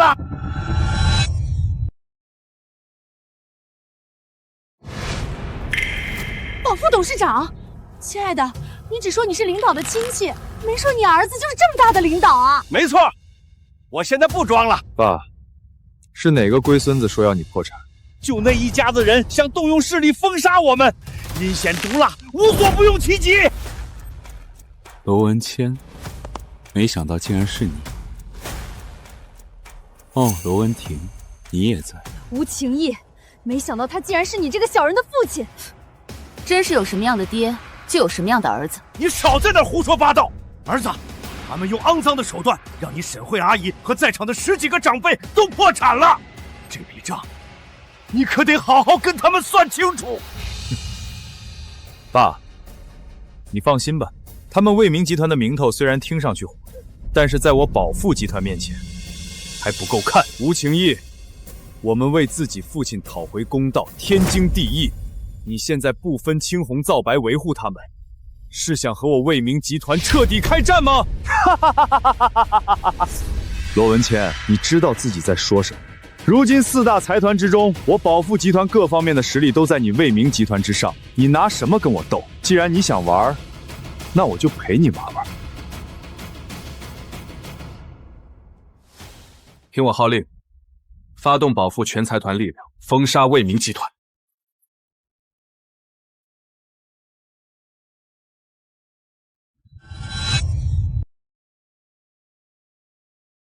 你说什么？没什么，就是让你看看我和你之间的差距。我保富发展到这个阶段，早就想吞并卫明集团了，只是一直找不到合适的时机。今天这不就给我送上门来了吗？看到没，区区一个卫明集团而已，他一只手就能拿捏。那可不，宝富集团如今可是4大财团中顶尖的存在，整个大夏无人是其别乱说话，4大财团之上还有教父呢。对，教父那才是整个商界至高无上的第一传奇。我看你们真是不要脸到了极点。是吗？我看你的嘴能硬到什么时候？怎么了？你说什么？哥，不好了！宝富集团联合其他8大世家对我们发动进攻，如今我们的股价数值已暴跌了80%。这该死的吴灵义，他恐怕是早就瞄上了我们集团，如今只是找了个借口罢了。大哥，研究院的高薪人才集体跳槽，整个实验室的运转瘫痪，新品怕是交不上了啊！这要是交不上，我们要赔偿几个国际财团的天价违约金。不仅如此，科研室的声誉将会遭到前所未有的重大打击，以后恐怕再也无法和其他顶级财团竞争。孩子们，你们是不是遇到困难了？没事的，爸，这些事我们自己能解决。是的，爸，您放宽心。少在那假惺惺的安慰人了！我告诉你。今天你几个子女全都得完蛋！居然敢冒犯宝富集团，我告诉你，以后整个大夏你们都没得混！你虽然有些本事，但还封杀不了我子女。你说什么？就凭你们家这几个废物，你在开什么国际玩笑？赶紧跪下来，给我儿子赔礼道歉，不然你连怎么死的都不知道！如果你们想凭借着这一点本事羞辱我们家，看我们家的笑话，那不好意思。你们找错人了！你一个半截身子入土的老东西，在这嚣张什么？我告诉你，这个欠你们今天不到也得到。今天我就站在这里，你们休想动我的家人半根毫毛。林秘书，过来吧，是时候揭露我的身份了。看不出啊，你这货平常装的老老实实的，现在居然摆着最大的谱。依我看呢，就应该把他们的手脚全部打断，然后扔出去，这辈子都别想再跳广场舞。行了，我的耐心也到此为止，把这些个碍眼的家伙都给我敲断双腿，扔出去。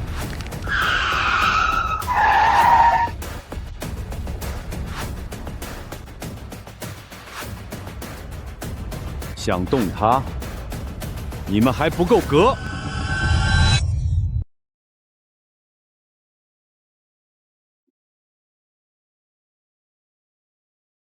大人，这发生什么事了？宝富集团吴氏父子用肮脏的手段打压我儿所在的裕民集团，并且还扬言要将我们全家手脚打断。你说这事儿该怎么处理？您放心，我马上办。从现在起，革除你宝富集团董事长的位置，并且取消所有董事会的权利，逐出宝富集团。从此之后，只能上街乞讨要饭。我没听错吧？你说要革除我儿子董事长的身份，还说要取掉我们所有的权利。给你点阳光，你还真就自己灿烂上了。请戏子这套啊，过时啦。本董事长倒想看看你是怎么革除我的。那你可睁大眼睛看清楚。一块破牌子，你唬谁呢你？老娘可没兴趣陪你玩这种过家家，赶紧的，动手动手！等等，怎么了，儿子？这块牌子好熟悉，这是龙纹令，难道你是？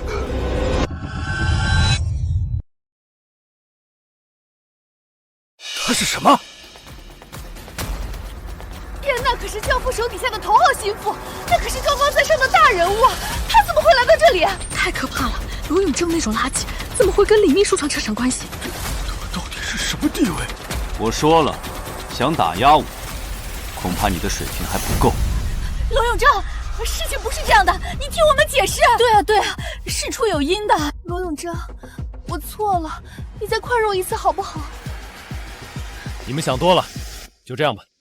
罗永正，我虽然不知道李秘书长为什么会帮你，但是你只能靠别人来装逼的话，本少永远都瞧不起你。靠女人装逼？既然你想知道他的身份，那我便告诉你。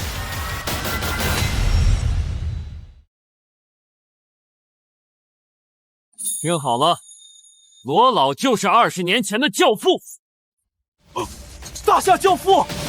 我的妈呀，这难道是真的？是真还是假？你自己去探一下不就知道了。商业传奇，不朽至尊，原来是我们看走眼了。原来罗永正这么厉害，我真是错意呀！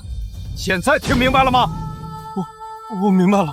给你10分钟，把你所有的东西从宝富集团搬出来，然后滚蛋！不要啊，教父，求您再给我一次机会吧！求您再给我一次机会吧！走吧，这儿苍蝇太多了，烦人。别走啊！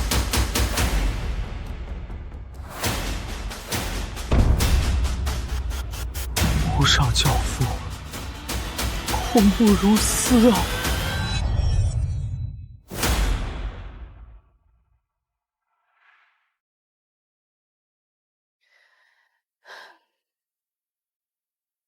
到现在我脑子还是乱糟糟的。当初相亲演播厅里，所有人都拿着你的衣着收入挖孔你，一口一个乡下土包子。谁能想到，你居然是人人都要恭敬3分的大夏教父。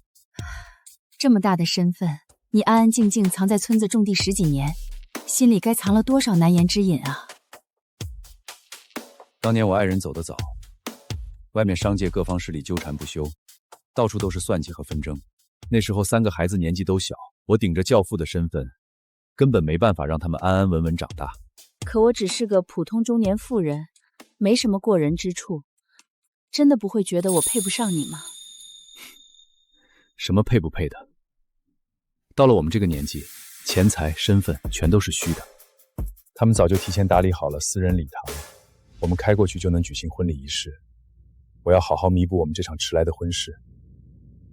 我绝不会再让你受半点委屈。咱们踏踏实实相守到老。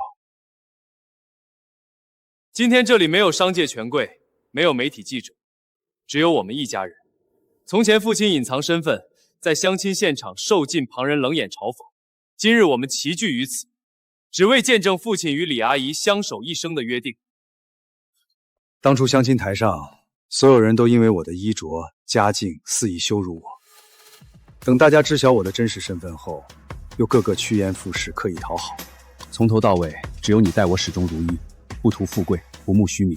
我早已看淡所有名利财富，往后余生，再多产业，再多珍宝，都比不上你陪在我身边。我向你保证，这辈子绝不会再让任何人为难欺负你。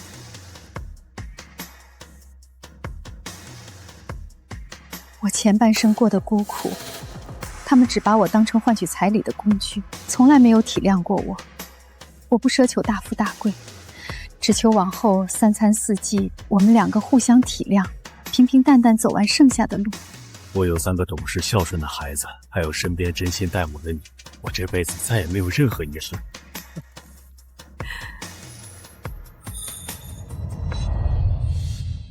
真跟做梦一样，上午我们还只是刚领证的半路夫妻，转眼就走完整场婚礼。不是梦，往后每一天，我都会实实在在陪在你身边。今天孩子们忙前忙后，又是布置场地，又是准备首饰，我心里实在过意不去。我什么嫁妆都没带来。要什么嫁妆？你的真心就是最贵的东西，单凭这一点，多少金银珠宝都比不上。我只是看不惯旁人仗着身份随意践踏别人尊严，换作是谁，我都会开口说公道话。没想到能换来你们一家人这般善待，就是这份不图回报的善良，才让我认准了你。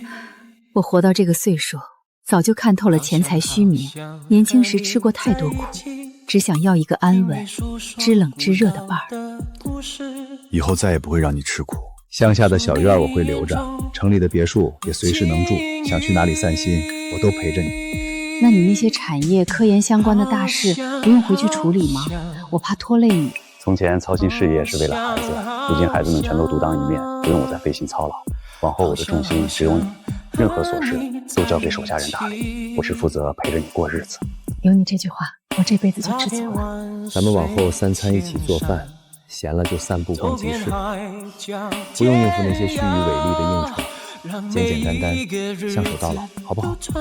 好，只要是跟你在一起，怎样都好。美丽的回忆。